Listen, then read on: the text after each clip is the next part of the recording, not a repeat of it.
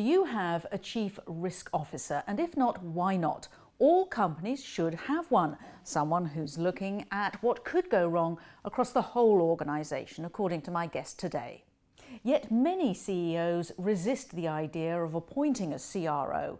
Well, to discuss this issue, we're joined in the studio today by the risk management expert Neil Cantle, a principal at the global actuarial firm Milliman. I'm Sarah Lockett. Welcome to the Business Debate.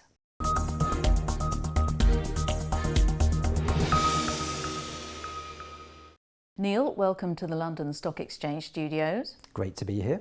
Now, why do so many companies not have a chief risk officer? Is it something that they think everyone's looking at all the time? I think partly, but also because risk is negative. So it's seen as a cost, having someone to police the organisation. Whereas if you look at it more positively in terms of managing performance, then of course it makes a lot of sense. And why is it good to have a person whose dedicated function is looking at that? I think it's having the time and the space to stand back and look at the whole picture. If you're looking in a particular silo, you'll miss the impact of things across the boundaries. So having someone with the time and the space to actually think about that stuff is extremely valuable. And lots of things come under risk management, don't they? There's operational snags, all sorts of things. What comes under the remit?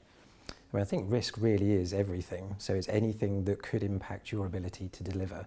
So everything from inside the company, like business interruption events or systems failures, to things outside, like regulatory change or political events. So that's why it's so wide. It's good to have some, because if you're just caught up in operational things, you won't Absolutely. think of the outside things, will you? If we think about the traditional risk management model, the Harvard Business School model, it's sometimes to break a business into different component parts and then look at the risk in each one of those. Why is that useful or not so useful? So I think in the past, when a business was quite simple, following a repeatable process, that makes some sense. But now businesses are hugely complicated. Lots of interacting parts, things crossing boundaries, things producing unexpected results, people using their initiative. So that kind of complexity really means that simple model doesn't work anymore. The old linear model. Exactly. So you need something that copes with how things interact. And if we think about how companies sometimes handle risk management by doing a reverse stress test, thinking what would it take to kill a company, that is still useful, isn't it? Absolutely. So I think understanding how things could happen rather than how likely they are can be quite beneficial.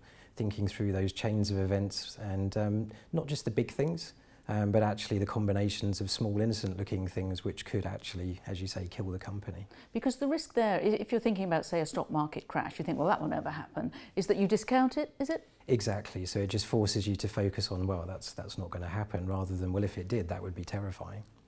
If we think about, say, the classic risk management, the BP oil spill in 2010, and you're someone who's actually read the 400-page report on this, how on earth could that have been spotted by doing risk assessments? So I think it's putting those little local decisions into the global context. So when you read the document, you can see lots of good experts thinking about the things they were focused on, but not being given that whole picture. And so how did it build up over, hindsight's a wonderful thing, isn't it? Absolutely, best risk tool. So I think if you'd have known that certain decisions could have led to other things going wrong, impacting on other things, obviously you might have taken a different decision at the time.